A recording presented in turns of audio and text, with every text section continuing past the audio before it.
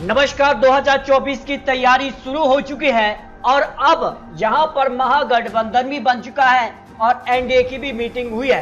और ऐसे में जो सर्वे के आंकड़े हैं उस हिसाब से क्या कुछ आंकड़ा बन सकता है, क्योंकि काफी कुछ अब बदलाव देखने को मिल रहे हैं। और जिसका से 2024 में क्या प्रधानमंत्री मोदी जी जीतेंगे या महागठबंधन, इसको लेकर सबसे महत्वपूर्ण राज्य माना जाता है उत्तर प्रदेश। और उत्तर प्रदेश को लेकर बीजेपी का जो टारगेट 80 सीटें है, क्या बीजेपी इन 80 सीटों पर पहुंच पाएगी? क्योंकि विपक्ष की जो रणनीति है उसमें यहाँ 26 से ज्यादा दल शामिल हुए हैं, जिनमें प्रमुख दलों में TMC, DMK, JDU, Shiv Sena, Uddhav गुट, NCP, Sharad Pawar, Samajwadi party, National Conference, CPM, CPI और आम आदमी पार्टी भी शामिल हुई है। इसके अलावा कुछ और दल भी शामिल हुए हैं। 2019 के लिए जो विपक्ष के सांसद रहे, जिनमें यहाँ पर कांग्रेस के 49, टीएमसी इसके बाद नंबर पर आती है 23, डीएमके 24 और जेडीयू के 16 सांसद रहे हैं। शिवसेना, उद्धव गुट से 6 और एनसीपी गुट से 5 सांसद हैं।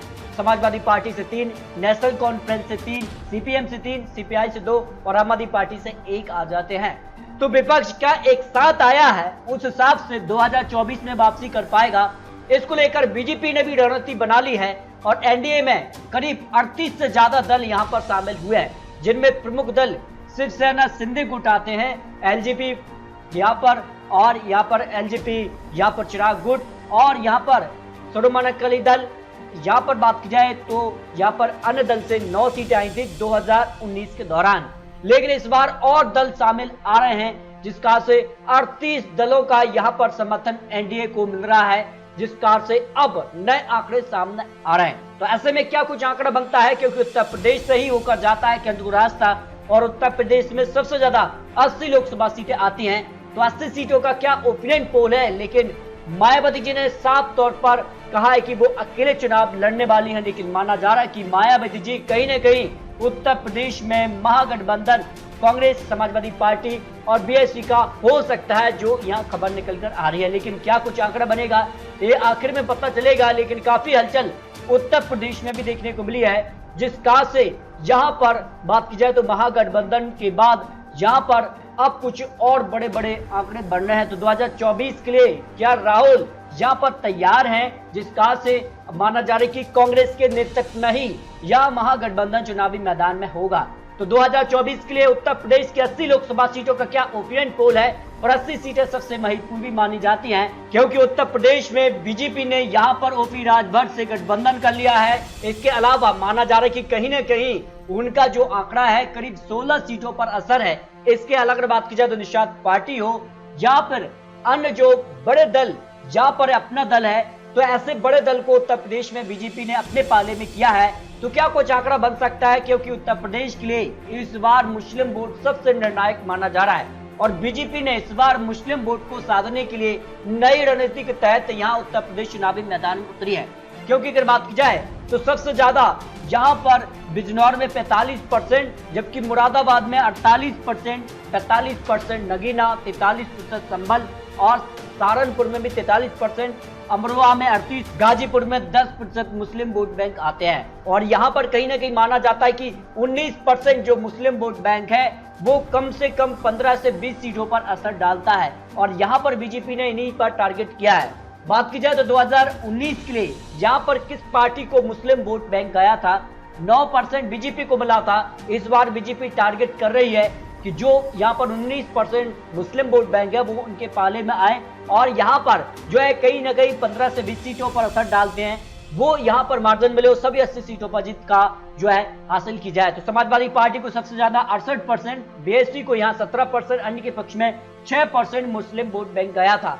तो ऐसे में 2019 लोकसभा चुनाव के लिए यहाँ पर अन्य बात की जाए तो अन्य यहाँ पर जो है जिसमें यादव वोट बैंक आता है, इसमें 23% बीजेपी के पक्ष में रहा था, महागठबंधन को 60%, कुर्मी यहाँ पर 80% बीजेपी के पक्ष में, 14% महागठबंधन के पक्ष में रहा था आंकड़ा। अन्य ओबीसी बीजेपी के पक्ष में 72%, जबकि 18% महागठबंधन के पक्ष में, जाटव वोट बैंक बीजेपी को 7%, 75% महागठबंधन के पक्ष में आंकड़ा रहा था। अन्य दलित 48% बीजेपी के पक्ष में और 42% महागठबंधन के पक्ष में रहे थे। इस तरह से अगर बात की जाए तो काफी कुछ हलचल हुई है। लेकिन उत्तर प्रदेश के लिए पश्चिमी यूपी की 27 लोकसभा सीटें काफी महत्वपूर्ण मानी जा रही हैं। और जिस कहा से आप बीजेपी हो या फिर महागठबंधन जिसने इंडिया नाम रखा है, उसके बाद क्या कुछ आंकड़ा बनता है देश को लेकर, जो महत्वपूर्ण सर्वे है उसमें पश्चिमी यूपी की 27 लोकसभा सीटों के लिए बीजेपी को 18 से 23 सीटें जा सकती है, समाजवादी पार्टी को 2 से 5 सीट, बीएसपी को 0 से 1 सीट, कांग्रेस 0 सीट, अन्य के पक्ष में भी 0 सीट जा सकती है। यानी पश्चिमी रीजन की 27 लोकसभा सीटों में सबसे ज्यादा सीटें बीजेपी के पक्ष में जा रही हैं। और यहां पर बात की जाए तो काफी कुछ हलचल देखने को मिल रही है।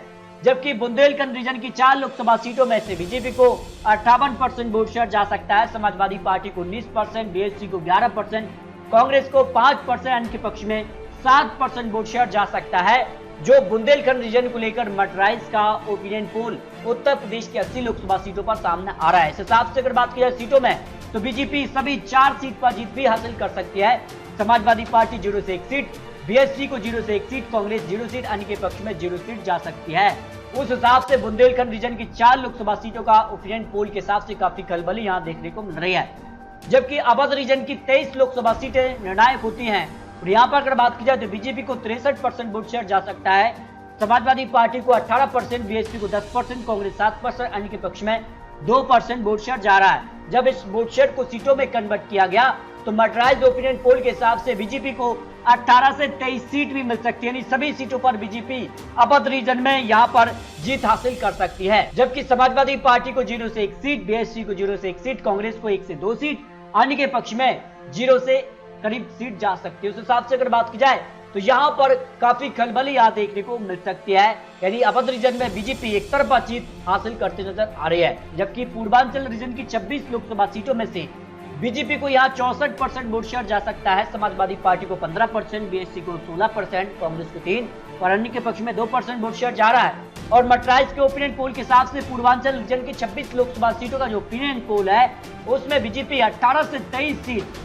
जबकि समाजवादी पार्टी 1 से 3 सीट, बीएसपी 0 से 1 सीट, अन्य के पक्ष में यहाँ पर 0 सीट और अन्य के लिए यहाँ पर काफी महत्वपूर्ण कांग्रेस का खाता खुलता नजर नहीं आ रहा है पूर्वांचल रीजन के लिए। तो इस तरह से अगर बात की जाए तो यहाँ पर भी सबसे ज्यादा सीटें भारतीय जनता पार्टी के पक्ष में जा सकती हैं। इस तरह से अगर बात की जाए तो उत्तर प्रदेश को लेकर जो ओपिनियन पोल है उस हिसाब से बीजेपी को 80 लोकसभा सीटों के लिए जो वोट शेयर है उसमें 63% वोट शेयर जा सकता है, समाजवादी पार्टी को 19%, बीएसपी को 11%, कांग्रेस 4% और अन्य के पक्ष में 3% वोट शेयर जा सकता है। उत्तर प्रदेश की 80 लोकसभा सीटों का जो फाइनल ओपिनियन पोल है सीटों की अगर बात की जाए तो 67 से 73 सीटें, समाजवादी पार्टी 3 से 6 सीट, बीएसपी को 0 से 4, कांग्रेस 1 से 2, अन्य के पक्ष में 0 सीट जा रही है। इस तरह से अगर बात की जाए तो उत्तर प्रदेश सबसे महत्वपूर्ण राज्य माना जाता है और ये माना जाता है, राजनीतिक जो जानकार है, जो विश्लेषण करता है, उनका कहना रहता है कि अगर उत्तर प्रदेश में जिसको ज्यादा सीटें मिलती हैं सरकार बनाने के चांसेस उसके सबसे ज्यादा हो जाते हैं। फिलहाल अगर बात की जाए तो जो महागठबंधन बन रहा है, इसके अलावा एनडीए भी अब कई और दलों को शामिल कर रहा है, जिसमें 38 से ज्यादा दल भी आ चुके हैं। तो ऐसे में माना जा रहा है कि उत्तर प्रदेश में बीजेपी को एक बड़ी जीत मिल रही है। 2019 में 64 सीटें मिली थी, लेकिन उससे भी ज्यादा अब आंकड़ा बढ़ता नजर आ रहा है।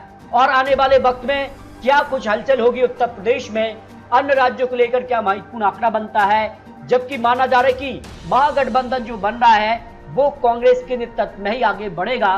तो कौन यहाँ पर पीएम का चेहरा होगा, क्या राहुल गांधी या सोनिया गांधी या फिर अन्य विपक्षी नेता जिसमें मायावती जी हैं, या फिर यहाँ पर जिस कहा से नीतीश कुमार का भी बड़ा दावा रहा था पीएम को लेकर।